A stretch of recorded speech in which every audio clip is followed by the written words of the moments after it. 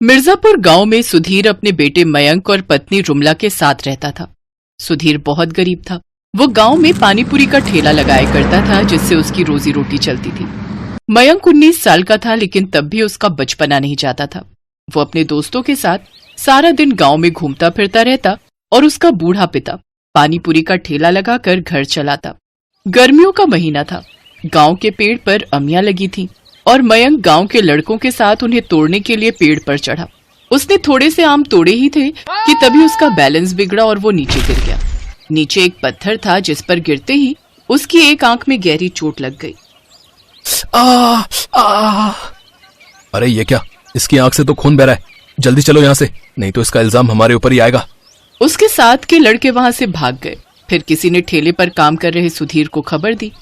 सुधीर अपना ठेला वहीं छोड़कर भागे भागे मयंक के पास पहुंचा, जहां वो दर्द के मारे कराह रहा था। वहीं घर पर जब उसकी माँ को गांव वालों ने खबर दी तो वो भी उस ओर दौड़ पड़ी। मयंक बेटा, क्या हुआ तुझे? आँख खोल बेटा। सुधीर और रुमला उसे जल्दी से अस्पताल लेकर भागे, जहां डॉक्टरों ने उनसे कहा, देखिए, इनको लाने में देर हो गई है। इनकी आंख में घाव अंदर तक हो चुका है, जिससे इनकी पुतली पर भी असर पड़ा है। अब उस आंख की रोशनी कभी वापस नहीं आएगी और इसका इलाज करवाना ही है तो उसमें लाखों का खर्चा आएगा। सुधीर के पास ना तो इतना पैसा था और ना ही कोई जमीन जायदाद जिसे बेचकर वो अपने बेटे का इलाज करवा पाता। हे भगवान, ये मेरे बच्चे को तूने किस बात की सजा दी है? कोई चमत्कार दिखा और मेरे बच्चे को ठीक कर दे भगवान। रुमला, जब तुम ही टूट जाओगी तो मयंक को कौन संभालेगा? ऐसे ही कुछ दिन बीत गए। मयंक अब कहीं जाता तो सब उसको अंधा कहकर उसका मजाक उड़ाते। ये सुनकर मयंक का दिल टूट जाता है। सुधीर और रुमला ने उसे समझाने की बहुत कोशिश की।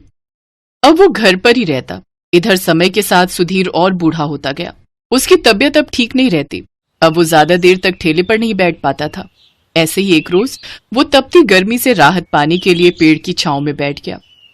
थकान के मारे उसकी आंख कब लग गई उसे पता ही नहीं चला, लेकिन जब उसकी आंख खुली तो उसका ठेला चोरी हो चुका था।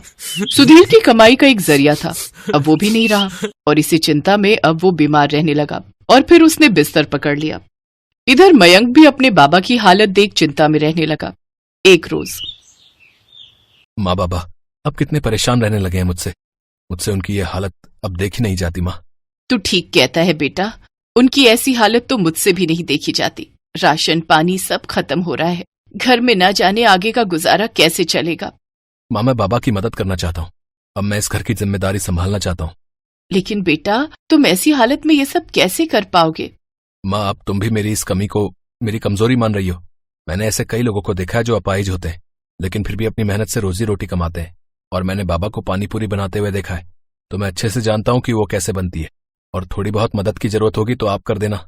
लेकिन इन सब सामान के लिए पैसे कहाँ से आएंगे? बेटा, यहाँ आओ। मैंने कई साल पहले अपने खाते में 10,000 की एफडी करवाई थी, ताकि जरूरत के समय काम आ जाए। तुम अपनी माँ के साथ जाकर वो एफडी तुड़वा लो। अगर वो अब काम नहीं आएगी तो कब काम आएगी? अगले ही दिन मयंक अपनी माँ के साथ बैंक गया और वो पैसे ले आया, जिससे उसने नया ठेला और जरूरत का सामान खरीदा। फिर रुमला ने अपने बेटे का मनोबल बढ़ाने के लिए चूल्हे पर गोलगप्पे बनाने में उसकी मदद की। बाबा, अब आप मुझे बताइए कि पानीपुरी का पानी कैसे बनाया जाए। मैं चाहता हूँ कि ग्राहकों को वही लाजवाब स्वाद फिर से मिले। उसके बाद सुधीर ने उसे सारी रेसिपी बताई, लेकिन पानी बनाने के बाद भी मयंक को उसमें थोड़ी कमी खली और फिर उसकी नजर आंगन में लगे धनिये पुदीने पर गई। वो झट उसे तोड़ लाया। फिर धनिया, पुदीना, जीरा, नमक, हरी मिर्च, छोटा छोटा कच्चा प्याज, साथ ही और भी कई तरह के खड़े मसाले कूटकर उस पानी में मिला दिए, जिससे उसका स्वाद कई गुना बढ़ गया और उसने बड़ा ही स्वादिष्ट खट्टा मीठा पानी बनाकर तैयार कर लिया। वाह, लाजवाब।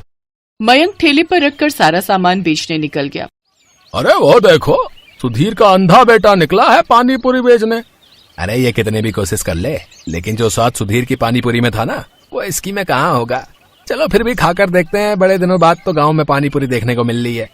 वो दोनों ग्राहक मयंक के ठेले पर पानीपुरी खाने लगे, लेकिन उनमें से एक ग्राहक बोला, अरे वाह, ये मसाला पानीपुरी खाकर तो मजा आ गया भाई। सचमुच ये तो सुधीर की पानीपुरी से भी बहुत स्वादिष्ट है। सचमुच भैया, कमाल का स्वाद है इस पानीपुरी में। इससे पहले मैंने इतनी स्वादिष्ट मसाला पानीपुरी नहीं खाई। उस दिन मयंक की खूब कमाई हुई। उसके पास ग्राहकों की भीड़ लग गई। उसकी सारी पानीपुरी खत्म हो गई। शाम को मयंक खुशी खुशी घर लौटा। अब वो हर रोज मसालेदार पानी पूरी बनाकर लोगों को खिलाता। अब तो उसके पास इतनी भीड़ रहती कि उसे काम पर अपने साथ एक और लड़के को रखना पड़ा। धीरे धीरे सभी लोग मयंक को मसाला पानी पूरी वाले के नाम से जानने लगे। अब उनकी आर्थिक स्थिति सुधरने लगी थी। एक रोज मयंक अपने पिता से, चलो बाबा, अब दिल्ली चलते हैं, अब वहीं जाकर आपका इलाज करवाएंगे। नहीं बेटा, मैं तो बूढ़ा हो गया हूँ, तू अपने बारे में सोच और अपनी आंख का इलाज करवा। घबराइए मत बाबा, मेरे पास अब इतने पैसे आ गए हैं कि मैं दोनों का इलाज अच्छे से करवा सकता हूँ। दोनों ने दिल्ली जाकर अपना इलाज करवाया। दोनों पिता बेटे एकदम ठीक हो गए।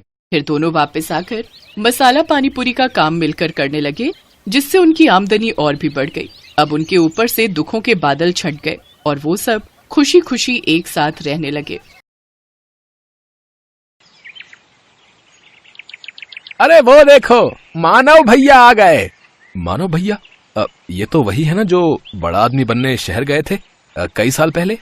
हाँ, चलो चलकर देखते हैं कि ये वापस क्यों आए हैं। जब वो दोनों मानव के पास जाते हैं तो उसकी हालत बहुत ही खराब होती है।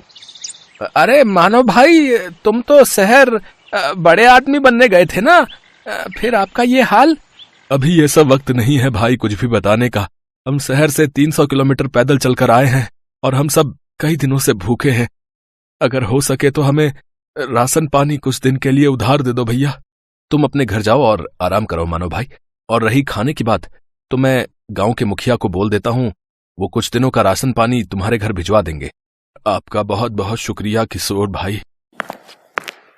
मुखिया उनके घर 1 महीने का राशन पानी भिजवा देता है। सुनिए जी, आखिर कब तक हम इन गांव वालों से छुपा कर रखेंगे कि हम शहर से भागकर क्यों आए हैं?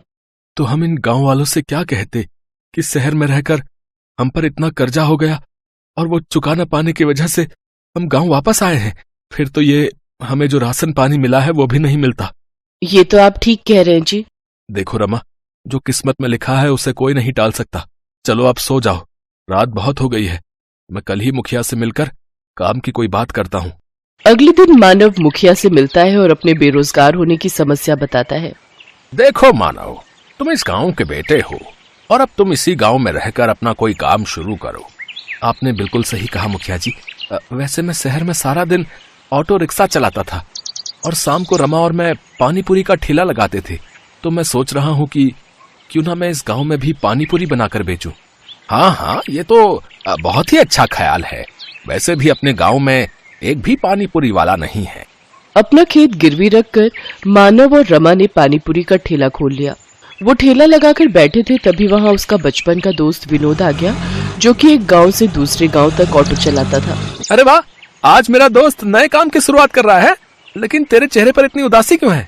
क्या बताऊं यार, ठेला लगाए पूरे 2 घंटे हो गए लेकिन अभी भी एक भी बोनी नहीं हुई। अच्छा बता, कितने की प्लेट दे रहा है तू इन गोलगप्पों की? भैया 10 रुपए के 5 गोलगप्पे हैं बस। अच्छा भाभी, फिर तो मेरे लिए 1 प्लेट लगा दीजिए। मानव उसको गोलगप्पे बनाकर खिलाने लगा। उनको चखते ही विनोद ने कहा, अरे वाह, ये तो सचमुच किसी अमृत समान है। कुछ ही दिनों में उनका पानी पूरी का काम बहुत अच्छे से चलने लगता है। एक दिन मुखिया जी उसके ठेले पर आते हैं। मानव, मैं तुमसे एक बात कहना चाहता हूँ। जी कहिए मुखिया जी। मानव, तुम्हारी पानी पूरी आसपास के गांव में भी बहुत प्रसिद्ध है। मैं चाहता हूँ कि तुम ढेर सारी पानी पूरी बनाओ और गांव के और आसपास के गांव वालों को भी ये पानी पूरी खिलाओ और आने वाले चुनाव में मेरे नाम का प्रचार करो। क्यों नहीं मुखिया जी, आपने मेरी मदद उस वक्त की थी जब मैं खाली हाथ इस गांव से लौटा था, तो भला मैं आपको इनकार कैसे कर सकता हूँ। मैं आपकी मदद जरूर करूंगा। बहुत बहुत धन्यवाद मानव बेटा। अच्छा, अब मैं चलता हूँ। हैं? अपने हाँ तो कर दीजिए, लेकिन अब हम इतनी सारी पानी पूरी बनाएंगे कैसे? हमारे पास सामान के लिए इतने पैसे कहाँ से आएंगे? अब हमें अपने गिरवी रखे खेत को बेचना होगा। ये आप कैसी बातें कर रहे हैं जी? अगर अच्छी कमाई हो गई तो फिर हम उस कमाई से नया खेत ले लेंगे, लेकिन मैंने मुखिया को जुबान दी है और अब मैं अपनी बात से पीछे नहीं हट सकता। और इस तरह मानव ने अपनी जमीन भी बेच दी। क्या बकवास कर रहे हो मानव? आखिर हमारे बीच पैसों की बात कहाँ हुई थी? मजाक मत कीजिए मुखिया जी, मैंने अपना खेत भी बेच दिया है। ऐसे तो मैं बर्बाद हो जाऊंगा। चुपचाप जाता है या धक्के मारकर निकालूं यहाँ से? दुखी होकर मानव घर पहुंचता है और रमा को सारी बात बताता है। अब तो हम लोग भूखे मर जाएंगे जी, जो बचा खुचा था वो भी हमने बेच दिया। मानव और मुखिया के झगड़े का पता सारे गांव में लग जाता है और अब कोई भी मानव के ठेले पर पानी पूरी खाने नहीं आता। एक रोज विनोद मानव के घर आता है और कहता है, मानो मैं कुछ दिनों के लिए किसी काम से शहर जा रहा हूँ, तब तक मैं अपना ये ऑटो रिक्शा यहीं छोड़कर जा रहा हूँ। इस गांव में इकलौते तुम ही हो जो ऑटो चलाना जानते हो। जब तक मैं वापस नहीं आ जाता तुम इसे अपने ही पास रखो। अगर तुम्हें कोई परेशानी ना हो तो क्या मैं कुछ दिनों के लिए तुम्हारे इस ऑटो का इस्तेमाल कर सकता हूँ भैया? हाँ हाँ, क्यों नहीं। अरे ये भी कोई पूछने की बात है। इतना कहकर विनोद वहां से चला जाता है। सुनिए जी, मुखिया जी ने जो ढेर सारी पानीपुरी बनवाई थी, क्यों ना हम उन पानीपुरियों को ऑटो में ले जाकर आसपास के गांव में बेचें। मानव रमा के साथ मिलकर गांव-गांव घूमकर अपनी बनाई हुई पानीपुरी बेचने लगा। देखते ही देखते वो दोनों ऑटो रिक्शा पानीपुरी वाले नाम से फेमस हो गए। आज मैं बहुत खुश हूँ। हमेशा से कर्जे से भागते आया हूँ, लेकिन आज तो ऐसा लग रहा है मानो मैं दुनिया जीत चुका हूँ। कुछ दिन बाद विनोद एक नया ऑटो लेकर गांव पहुंचा। अरे वाह विनोद, नया ऑटो? लेकिन तेरे पास तो पहले से ही ऑटो है ना, फिर ये किस लिए? अरे वो ऑटो अब पुराना हो चुका है यार, और मैं उसे बेचने की भी सोच रहा हूँ। मैं अब एक गांव से दूसरे गांव की सवारियां छोड़ने की बजाय गांव से शहर तक की सवारियों को छोड़ूंगा। अगर आप बुरा ना मानो विनोद भाई, तो क्या ये ऑटो हमें बेच सकते हो? अरे ये भी कोई पूछने की बात है। आज से ये ऑटो आपका हुआ है।